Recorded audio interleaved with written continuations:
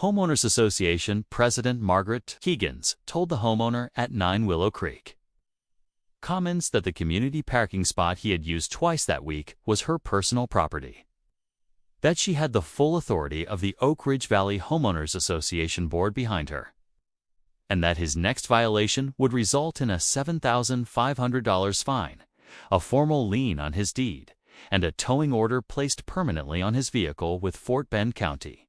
She delivered that threat in front of a parking lot full of residents and fully expected it to be the end of the conversation. What she didn't know was that the homeowner was a property law attorney who had personally litigated 4 homeowners association overreach cases in the past 2 years, had sent her a cease and desist letter on his firm's letterhead the night before, and had a copy of the community's original parking bylaws showing the spot, had never been assigned to a single resident in the subdivision's entire history. Arthur Vance, 39, a property and civil rights attorney based out of Houston, Texas, had closed on his home at 9 Willow Creek Commons in the Oak Ridge Valley subdivision of Sugarland just 3 weeks before any of this started. Oak Ridge Valley was a middle-class neighborhood in Fort Bend County. Clean streets, maintained lawns, the kind of place where people took their trash bins in on time and waved from driveways without actually stopping to talk. Arthur had bought the property as his primary residence after 8 years of renting while building his practice. And he knew exactly what he owned, what rights came with it, and what no homeowners association board in the state of Texas could legally take from him.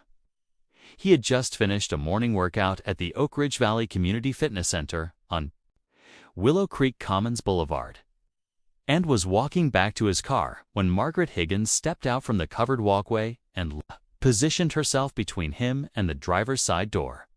Margaret, 55, had been Homeowners Association president of Oak Ridge Valley for 8 consecutive years, long enough to have stopped making the distinction between what the bylaws actually said and what she personally wanted them to say. She had a reputation in the neighborhood that most residents described quietly, and only 2 people they trusted: selective enforcement, invented rules, and a pattern of targeting homeowners she decided she did not like before they had finished unpacking. She told Arthur the spot was hers. No paperwork, no signage, no painted designation on the asphalt beneath their feet. Just her word, her title, and a $7,500 fine threat she delivered loud enough for 6 people in the parking lot to hear clearly. Arthur looked at the unmarked spot, looked at Margaret, and took out his phone. He photographed the spot from 4 angles while she was still talking. Then he looked at her and said, calm and direct, "I will be in touch." He was at his office pulling Fort Bend County parking records by noon. Before we go further, what city or country are you watching from? Drop it in the comments. We love seeing where you're tuning in from. And if you believe that no homeowners association president has the right to claim public community property as their own and threaten homeowners with fake fines to protect it, hit that like and subscribe button and join us here on HOA Conflicts. Arthur showed up at the Oak Ridge Valley Fitness Center the very next morning and parked in the same spot. He did not sneak in early to avoid Margaret. He did not park somewhere else to keep the peace. He pulled his BMW into that unmarked space at 7:15 a.m. the same way he had the day before. Because the spot was community property, the bylaws confirmed it, and he was not the kind of man who backed down from something he knew he was right about. He was on the treadmill 40 minutes later when Margaret walked into the gym and found him there. She did not lower her voice. She walked straight up to him in front of every person in that fitness center and told him this was his last warning, that the board had already begun processing a formal fine against his deed, and that a towing order for his vehicle was being prepared with Fort Bend County that same afternoon. She was loud enough that 2 women on the elliptical machines stopped their workouts to listen, and a man near the free weights turned around to watch. Arthur stepped off the treadmill, looked at her, and asked her one question. He wanted to know which specific section of the Oak Ridge Valley HOA bylaws assigned that parking spot to her by name. Margaret told him he knew exactly what he was doing and that she was not going to stand there and be challenged by a new resident who had not even been in the neighborhood for a full month.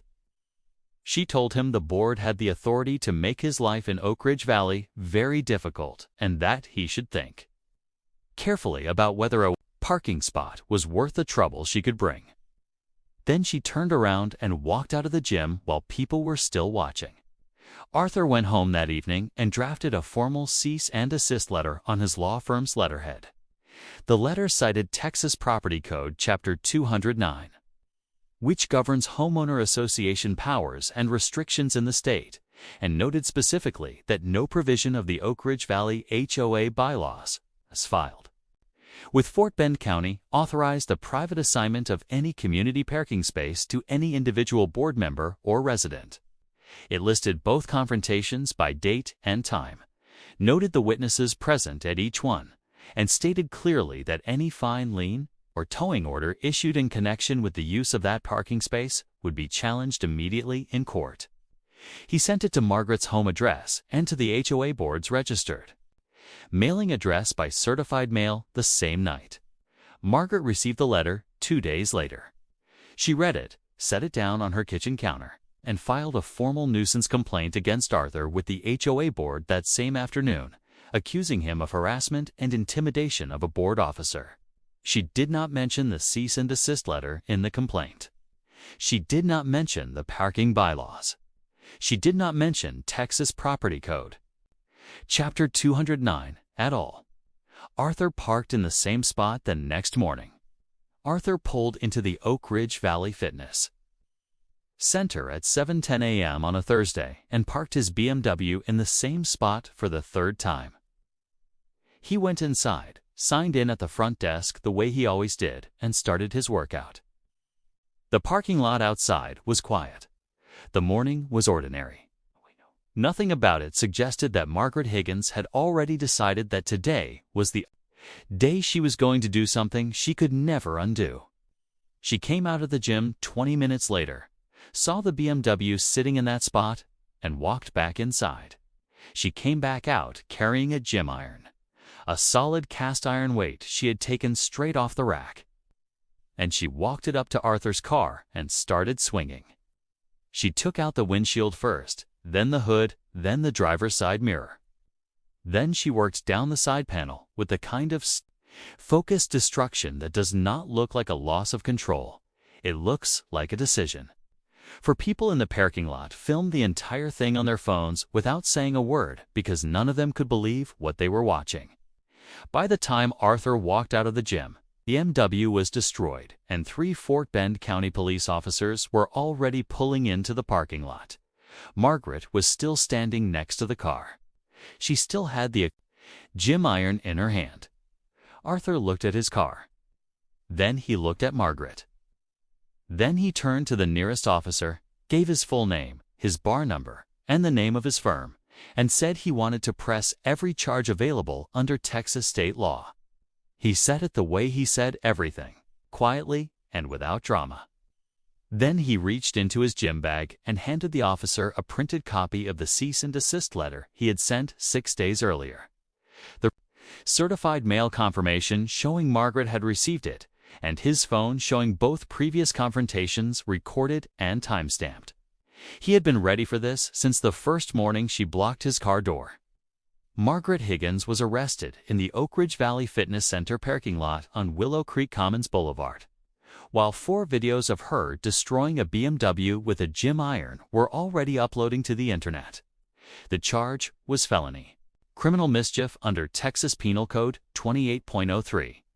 Because the damage to Arthur's vehicle came in at over $23,000. And that number pushed it well past misdemeanor territory into a charge that carried real prison time. She was handcuffed, walked to a Fort Bend County police cruiser, and placed in the back seat still wearing her HOA lanyard. Nobody in that parking lot said a word as she was driven away. The Oak Ridge Valley HOA board held an emergency meeting that same evening and voted her out before the night was over. They did not debate it. They did not request her side of the story. They had watched the videos like everyone else and understood that every second they waited to distance themselves from Margaret Higgins was another second they were exposed to what was coming next. What was coming next was Arthur Vance. He filed a civil lawsuit the following morning that was precise, thorough, and devastating. It named Margaret personally for the full cost of vehicle replacement, punitive damages, and legal fees. It named the HOA board for negligent oversight, citing 8 years of documented complaints from residents that had never been actioned. It cited the fabricated violation notice, the nuisance complaint she filed against him, and the cease and desist letter she had received and ignored 6 days before she picked up that gym iron. Every piece of paper Arthur had collected from the moment she first blocked his car door was now an exhibit in a lawsuit she had no clean way out of. Her attorney negotiated a settlement 4 months later.